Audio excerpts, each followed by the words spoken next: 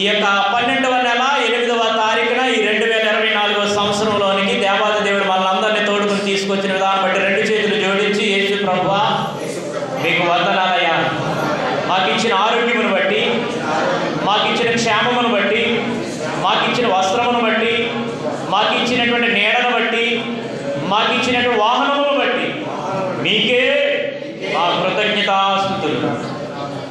చాలా సంతోషం. మరి ఈ సమయంలో దేవుని యొక్క లేఖన గ్రంథంలో ఉన్నటువంటి దావీదు కీర్తన 31వ దావీదు కీర్తనలో ఉన్నటువంటి విషయాలు మొట్టమొదటిగా అంటాడు కదా, యెహోవాని శరణుజొచ్చి ఉన్నాను, నన్ను ఎన్నడను సిగ్గుపడనీయకము అంటాడు. అంతేకాదు కింద ఇంకొక మాట అన్నాడు, నీ నీతిని బట్టి నన్ను రక్షింపము. దేవునికి స్తోత్రం. దేవుని యొక్క నీతిని మనం అనుసరిస్తుంటే మనం సిగ్గుపడనీయుడు. దేవుని నీతిని కాకుండా మన స్వనీతిని కానీ మనం అనుసరిస్తే సిగ్గుపడిపోతాం.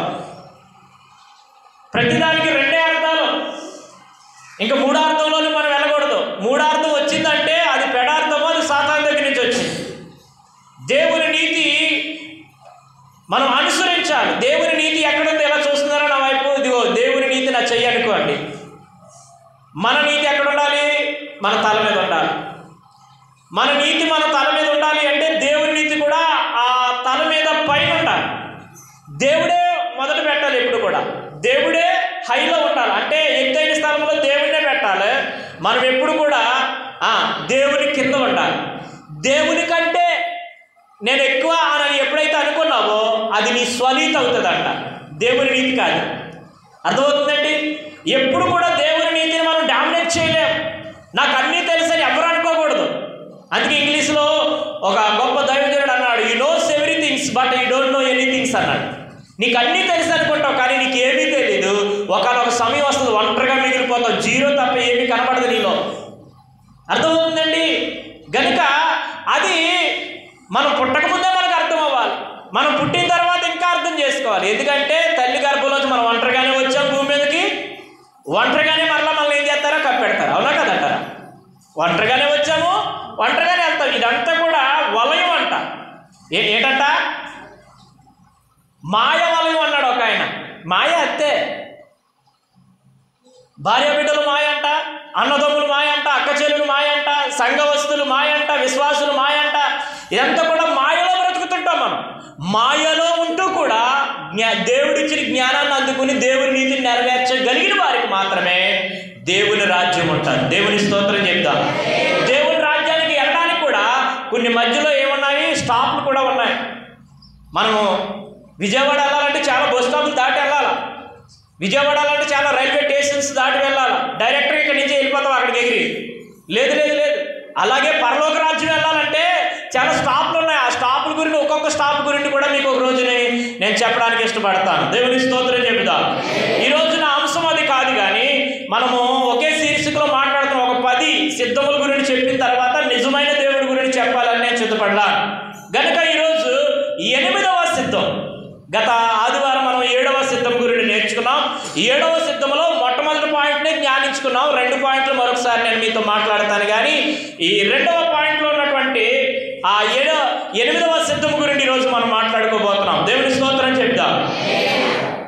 అందులో ఇశ్రాయేలు గారు చదివారు చాలా చక్కని మాట. మరలా కీర్తనలోకి వద్దాము. కీర్తనలో కూడా ఒక మాట ఉంది సిద్ధపాటు గురించి. ఎక్కడ ఎవరు అందిస్తారో చూద్దాం. అదే చదవబడినటువంటి కీర్తన భాగంలో నుండి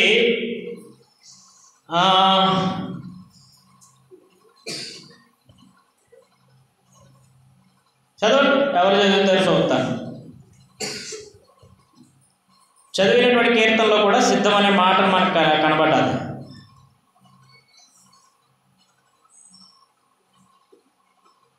అంటే ఈ లెక్కన మీరు వాక్యం చదివేటప్పుడు బైబిల్ చూడలేదు. చూస్తున్నారా? నీ యందు భయభక్తులు గల వారి నిమిత్తము అదిగో సిద్ధపరిచిన మేలు ఎంత కాదు ఎంతో గొప్పది అని అన్నాడు అక్కడ. సిద్ధపరిచిన మేలు ఎంత గొప్పది. ఏంటి? ఒక మేలు సిద్ధపరిచాడంట. 8వ సిద్ధంలో మనం నేర్చుకోబోతున్నటువంటి విషయం. దావీదు కీర్తన 31వ చరణంలో 31వ కీర్తన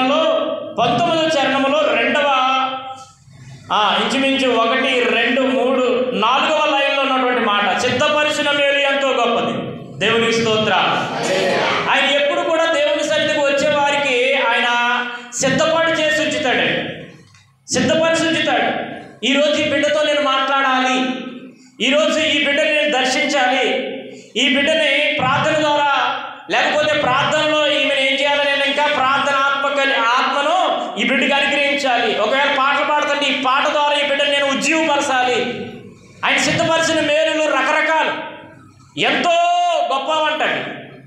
మనం చిన్నగా తీసుకోవడానికి వీల్లేదు. ఈ చిన్న ప్రార్థన చేస్తున్నాము, అడుగుతున్నాము తండ్రి అంటారు. కాదు కాదు కాదు, చిన్న ప్రార్థన కాదు ఇది. ఈ ప్రార్థన చేస్తున్నాము, అడుగుతున్నాము తండ్రి అంటే సరిపోద్ది. అది చిన్న పెద్ద ఉండదు. నువ్వు చేసిన ప్రార్థన దేవునికి సమానమే. హల్లెలూయా. అది ఎంతో గొప్పది అనుకో. ఈ రోజు నుండి నేను చాలా చక్కగా ప్రార్థన చేశారు ఆనందమ్మ గారును మారుతమ్మ గారు. అక్కడ నిజమే, మీ ప్రార్థన ప్రపంచానికి పెట్టారు. దానికి ఇంచుమించు నిన్న సాయంత్రం 3:30కి అవి మన యూట్యూబ్ ఛానల్లో అప్లోడ్ చేస్తే ఒక్కొక్కరు ప్రార్థన 1200 మంది చూశారండి. మీ ప్రార్థన గొప్పదా చిన్నదా చెప్పండి సార్, చెప్పండారా? ఎంత గొప్పది అది! ఎంతో మందిని ఏం చేస్తుంది? వినిసింపజేస్తుంది. ఎంతో మంది వింటున్నారు. ఆ ప్రార్థన నేను కూడా నేర్చుకోవాలనే ఆసక్తి వారికి వస్తుంది.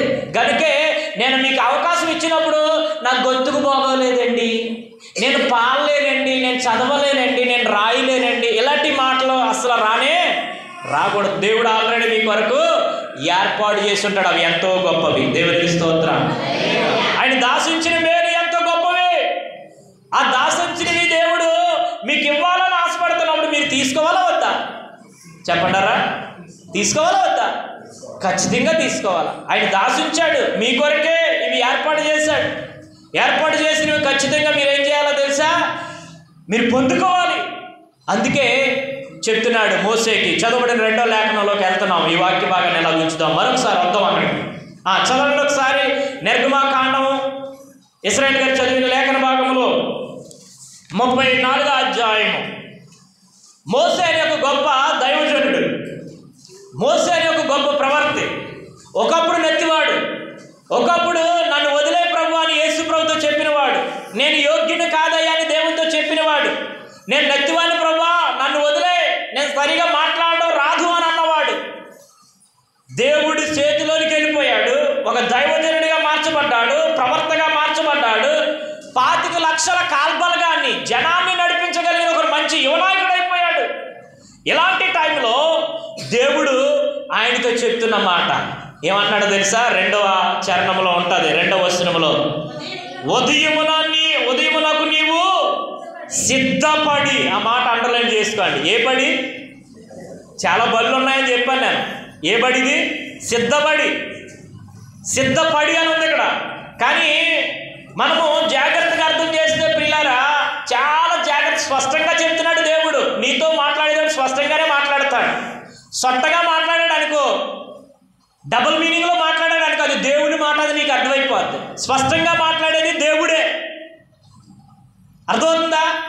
వంపెట్టుకుని మాట్లాడేవాడు, లేకపోతే ఏదో ఎవరి మీదో ఒక వ్యక్తిని ఆధారంగా చేసుకుని మాట్లాడేవాడు, అది దైవజనుడి యొక్క ఉద్దేశము కాదు. కానీ దైవజనుడిని కూడా దేవుడు దేవుని యొక్క ఆలోచనలో తీసుకెళ్తాడు. కొన్నిసార్లు కొంతమందిని ఎగ్జాంపుల్ తీసుకుని ఎందుకు మాట్లాడతాడు అంటే, ప్రభువారు కూడా ఎక్కడ ఉపమానం లేకుండా మాట్లాడలేదు.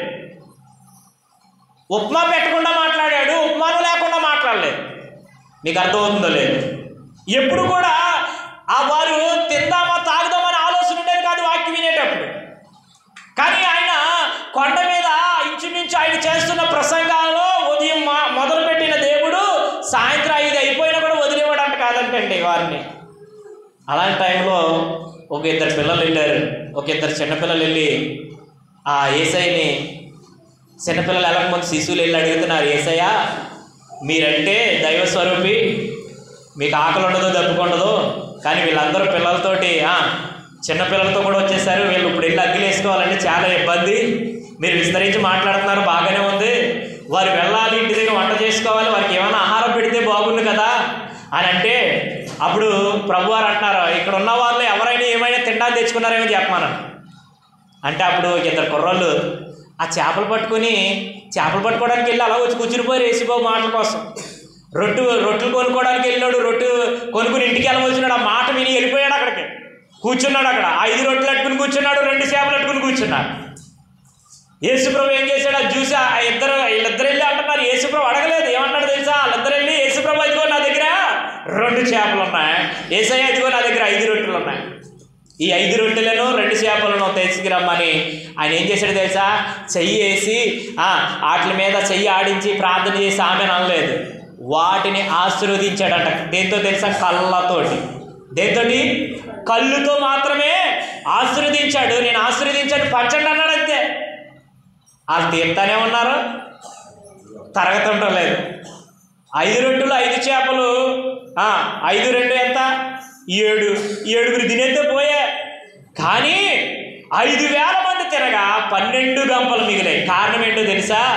ఆయన కళ్ళలో ఉన్న శక్తి. దేవుని స్తోత్రం చెబుదాం.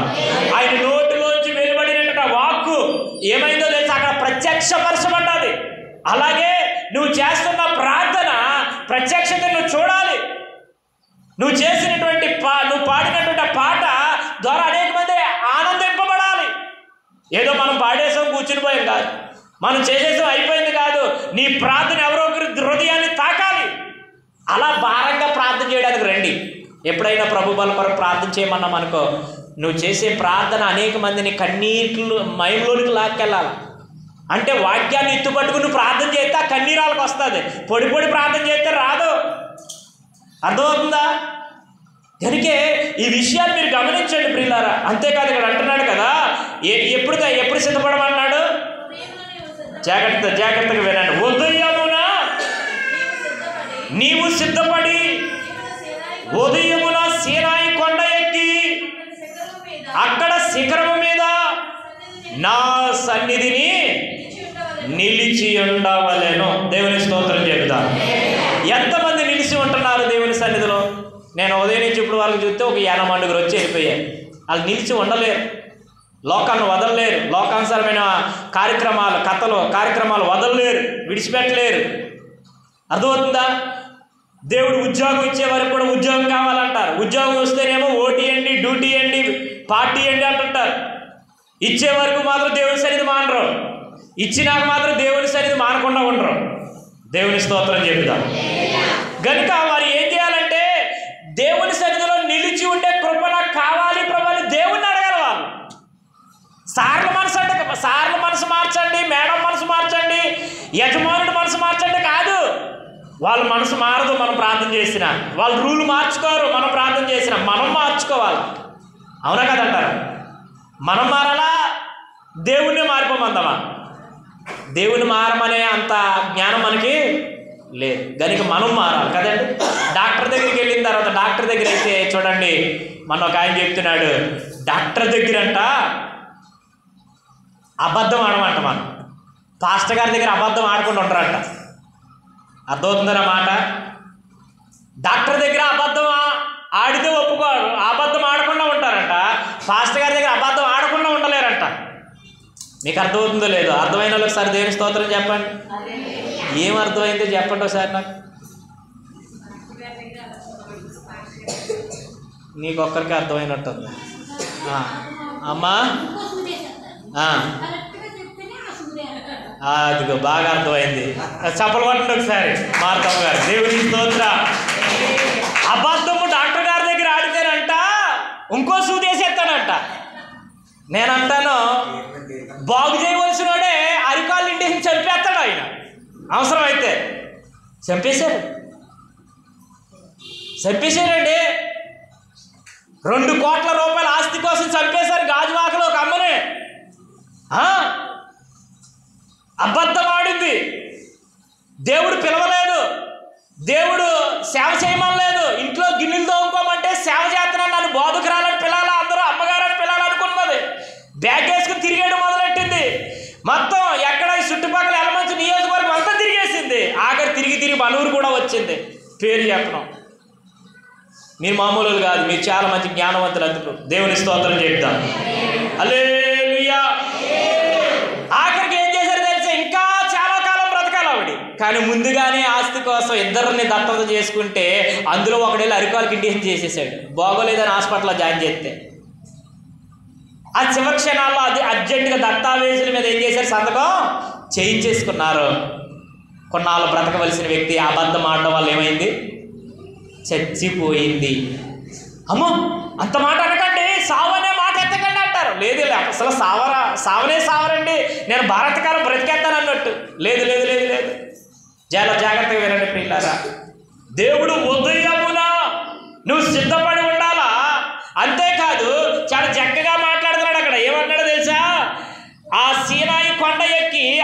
శిఖరము మీద నా సన్నిధిని నిలిచి ఉండవలెను. దేవుని సన్నిధిలో దేవుడు చెప్పిన ప్రకారంగా చేస్తే మీరు చాలా దీవించబడతారు. చెప్పినట్టు చేస్తా లేదు కనుకనే ఇంకా దీవెనలు రాలేదు, అక్కడ ఆగిపోతున్నాయి, ఆయన దగ్గరే ఉండిపోతున్నాయి. ఎంతో గొప్పవై ఉన్నాయంట. ఏంటి? ఆయన సిద్ధపరిచిన మేలు ఎంతో గొప్పవి, నీ కొరకే, నీకివ్వడానికే, నాకివ్వడానికే ఆయన దగ్గర ఉన్నాయి. ఆయన దాసపడిన రహస్య ధనాన్ని చేతితో పట్టుకొని చూస్తున్నాడు. నీకు డబ్బు అవసరమైతే డబ్బు ఇద్దామని, లేకపోతే మేలు కావాలంటే మేలు ఇద్దామని, దీవెనలు కావాలంటే దీవెనలు ఇద్దామని, సుఖము కావాలంటే సుఖం ఇద్దామని, ఆశీర్వాదం కావాలంటే ఆశీర్వాదం ఇద్దామని మనం పొందుకోలేకపోతున్నాం. కారణం ఏంటంటే దేవుడు చెప్పినట్టుగా చేస్తాడు.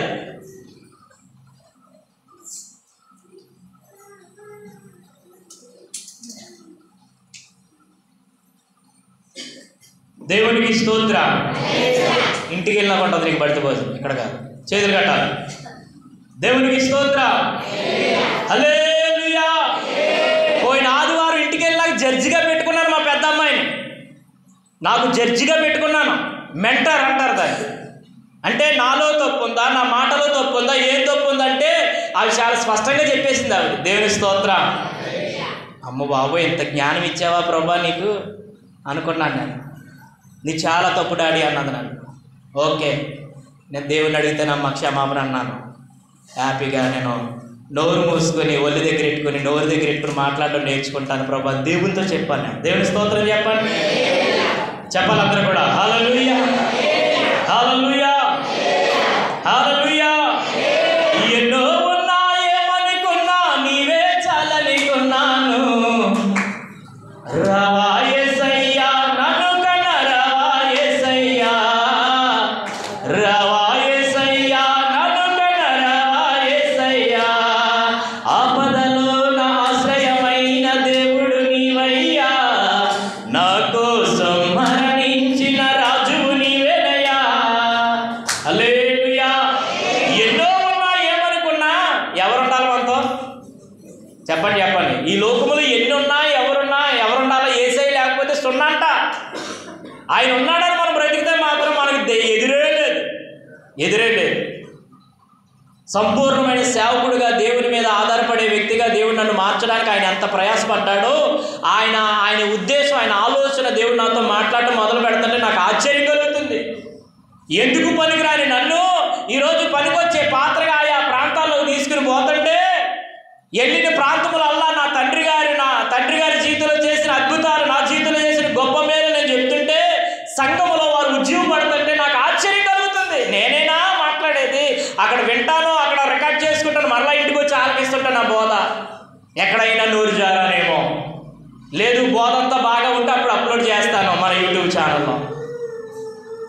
ఎలా పడితే అలా మాట్లాడితే అప్లోడ్ చేయడానికి వీల్లేదే. విగ్రహారాధన గురించి మాట్లాడకూడదు యూట్యూబ్ ఛానల్లో. ఎదుటి వ్యక్తిని నిందించినట్టు మాట్లాడడానికి వీల్లేదు. వాక్యము మాత్రమే మనం మాట్లాడుకోవాలి. మోసే గురించి దేవుడు మాట్లాడుతున్న విధానం చాలా స్పష్టంగా ఉందని. నిలిచి ఉండమంటున్నాడు. ఏమంటున్నాడు చెప్పండి. నిలిచి ఉండాల. దేవుని దగ్గరికి అందరూ వస్తారు, కానీ దేవుని సన్నిధిలో అందరూ నిలిచి ఉండలేరు. ఎందుకు ఉండలేరు అంటే చెప్తున్నాడు అక్కడ. మోసే కూడా త్రొట్టెళ్ళిపోయాడు, పొస్ట్ వెళ్ళాడు కొండ మీదకి, పడగలో కూడా వేసాడంట. ఏం చేశాడంట? పగిలిపోయాను అని ఉంటుంది అక్కడ. పగల కూడా వేసాడంటే 2 రాతి పలకలను. అందుకే మరలా చెప్తున్నాడు, నువ్వు పగలగొట్టిన మొట్టమొదటి పలక ఏదైతే ఉన్నదో, చదవండి మొదట వస్తున్నాం. మరియు యెహోవా మోసేతో మొదటి పలక వంటి మరో 2 పలకలను, రాతి పలకలను చెక్కుము. నీవు పగలగొట్టిన మొదటి పలకల మీద ఉన్న వాక్యములను నేను ఈ పలకల మీద రాసేదను. దేవుని స్తోత్రం చెప్పండి. అంటే రాబా, నువ్వు రాసుకున్నది పలకల మీద రాసుకున్నావు. రాయి పలక మీద రాసుకుంటే రాయి పలక కింద పడితే ఏమైపోయింది? పగిలిపోయింది. ఆ మాటలన్నీ పోయాయి. ఈ పలక అంటే ఇదిగో ఈ పలక అనండి అందరూ కూడా. ఇలా చూపించండి అందరూ. ఈ పలక అనండి అందరూ.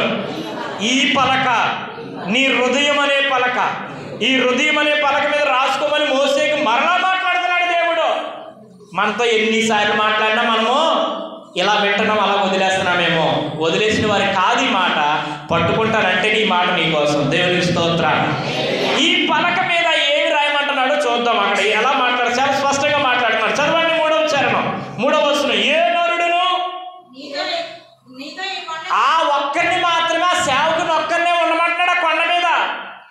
అర్థమవుతుంది మీకు?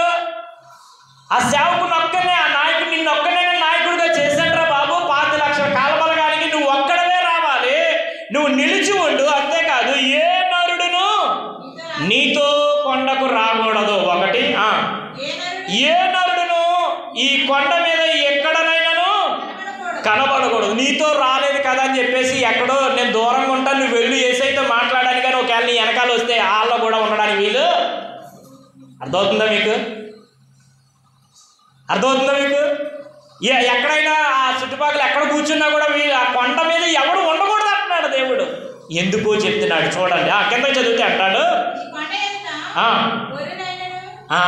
ఆ కొండ మీద మనుషులు రావద్దు అన్నాడు. బాగానే ఉంది, పర్లేదులే, మా గొర్రెల మంద తీసుకెళ్ళి ఇక్కడ అందాక మేపుకుంటా, నీ లోపల దేవునితో మాట్లాడతానని. కానీ ఒకవేళ ఏదైనా గొర్రె అక్కడైనా మేస్తుందేమో, గొర్రె కూడా కనబడకూడదు. గొర్రెలైనను ఎద్దులైనను అక్కడ ఏమి కూడా మేత వేయకూడదు అంటే. చూడండి ఎంత స్పష్టంగా మాట్లాడుతున్నాడు. ఇది అక్షరార్థంగా తీసుకుంటే ఎలాగ అర్థం అవుతుంది మనకి? ఆత్మీయ అర్థంలోనికి రండి మీరు. ఆత్మీయని దేవుడు మీకు అర్థింపజేస్తాడు. అనగా కొండ అనగా క్రీస్తు అనండి అందరూ కూడా. కొండ అనగా క్రీస్తు అనగా ఈ క్రీస్తు యేసు అనే బండ మీద నువ్వు చెక్కబడితే, క్రీస్తు యేసు అనే బండ మీద నువ్వు నిలిచి ఉండాలి. ఒకసారి యేసు నామములో నువ్వు కడగబడిన తర్వాత దేవుని సన్నిధిలో నువ్వు నిలిచి ఉండాలి. నిలిచి ఉన్న నీవు, వింటున్నావా? నిలిచి ఉన్న నీవు ఎటువంటి పరిస్థితులు వచ్చినా కంపల్సరీ దేవుని సన్నిధిలో నేను నిలిచి ఉండాలి. దేవుని సన్నిధిలో నేను ఒంటరిగా వెళ్ళిపోవాలి. నేను దేవునితో పెరుగులాడాలి. దేవునికి తప్ప ఈరోజే నా గొర్రెలు గడ్డేద్దామని, రొండేద్దామని కానీ, ఎద్దులకు గడ్డేద్దామని కానీ, లేకపోతే ఈరోజే నేను అందాక పాటలు అయిపోయినాక వెళ్దామని కానీ, ఆరాధన అయిపోయినాక వెళ్దామని కానీ, చివరిలో వెళ్ళి కానుకేసి ప్రార్థన చేయించుకుందామని కానీ ఈ ఆలోచన ఉండకూడదనే ఉద్దేశంతో మోషేతో చాలా స్పష్టంగా మాట్లాడుతున్నాడు, ఆత్మానుసారముగా నువ్వు అర్థం చేసుకుంటే. గనుక ఎవరు ఉండకూడదు. ఎవరు ఉండకపోతే నీకు నీవే, నా ఇంట్లో ఎవరు వచ్చారా రాలేదా, వాళ్ళు వస్తున్నారా లేదా అని వాళ్ళ తోడు మనకు వద్దండి. నీకు నీవే ఆదివారం వంతులకి ఈ సమయంలో నేను ఏం చేయాలా? దేవుని దగ్గరికి వెళ్ళి నిలిచి ఉండాలా.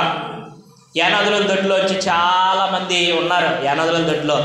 కానీ ఆ పచ్చికూర బాబులు గారు తన భార్య తనంతట తానుగా గబగబా వచ్చేస్తుంది ఆదివారం వంతుల్లో. అయ్యో ఇక్కడ ఎవరన్నా ఉన్నారా లేరని కూడా చూడదండి. వచ్చి ఒత్తండగా వస్తుంది. ఆవిడ ఏడ్చినంతసేపు దేవుని సన్నిధిలో ఏడుస్తుంది, ప్రార్థన చేసుకుంటుంది.